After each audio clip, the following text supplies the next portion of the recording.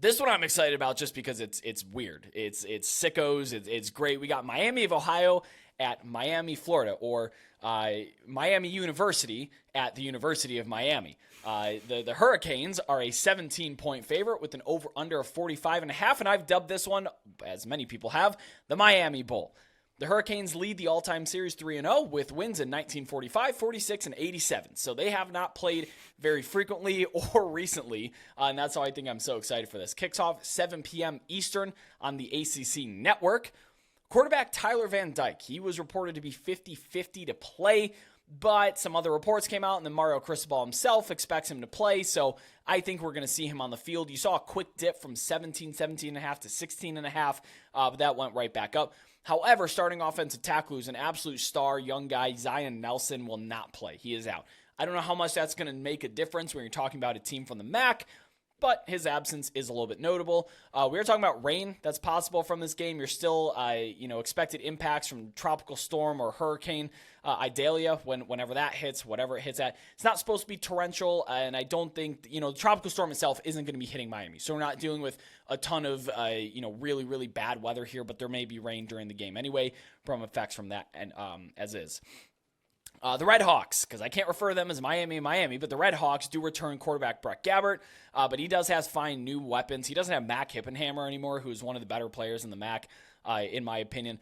I also don't think the Hurricanes are going to sleepwalk through this after getting absolutely torched by Middle Tennessee last year. What do you think?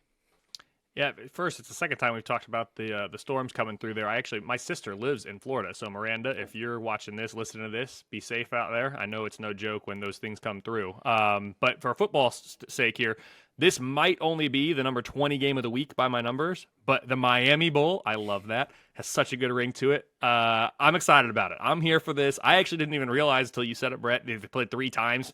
Twice during World War II, and then in 1987. That's a tough time to play Miami. 1987. It's a tough time to play the Hurricanes, I should say. Not good for Miami University there, University of Miami. I'm all over on Miami there. Here we go. My numbers have the Hurricanes minus 16. I have the U power rated number 35 overall. That's up from number 70 last year, Brett, when Miami finished as my biggest underachiever of the 2022 season with the nation's number 28 projected defense and the number 55 projected offense. The Red Hawks are power rated number 94 with the number 74 offense, which is best in the MAC East, and the number 122 projected defense. So not as good on that side. It's a mismatch on both sides of the ball, but especially when the Hurricanes' number 28 defense is out on the field with the Red Hawks and that number 122 offense. I mean, it's to the point where Miami, Ohio might not score more than, 7 or 10 points in this game. The Hurricanes defense has collapsed before, not saying they can't again, but it's really shaping up to be one-sided, especially in that individual matchup.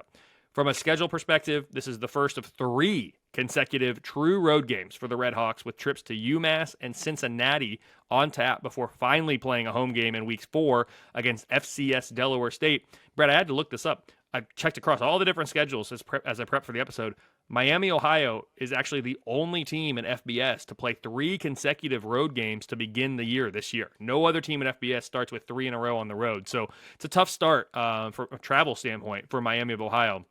The Hurricanes welcome Texas A&M to Miami Gardens in week 2. That's a revenge game for the U after losing 9-17 in College Station last year. So hopefully they're not looking ahead to that one too much. But bottom line, my numbers have the Hurricanes minus 16 at home. That equates to an 87% win expectancy for the U.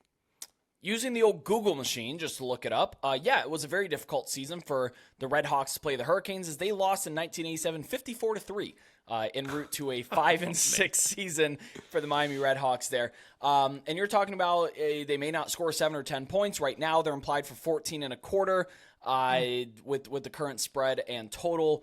But hey, if you're taking the 122nd ranked offense in the country against 28th defense, the Hurricanes are going to be far more athletic. You may want to look at under team totals in that case if you were siding with Kelly there. This is what concerns me a little bit. Brett Gabbert said that the Ohio location, Oxford, Ohio, was the real Miami, which I know the Hurricanes haven't been very good, but that just seems like poking the bear. Like, I get it. I'm for the trash talking. probably save that stuff for the post game if you win.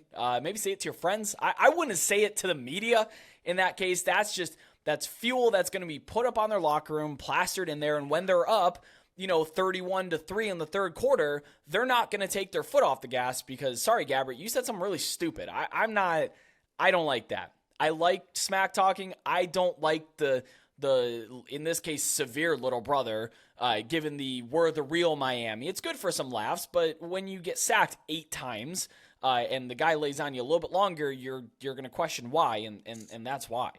It's one of those things maybe you say after the game if you've had a good game and you pulled an upset or something like that. It's kind of my takeaway. Brett, I do want to clarify. I think I might have misspoke at the very beginning. I have Miami power rated 94. It's the number 74 defense, which is the best in the MAC East. The number 122 offense. I think I got it right the second time around, but the first time I think I might have misspoke. So it's the defense that's the best in the MAC East. It's the offense, which is why I said maybe not more than 7 or 10 points. You're saying 14.5 is the implied. Just to clarify there, I think I misspoke.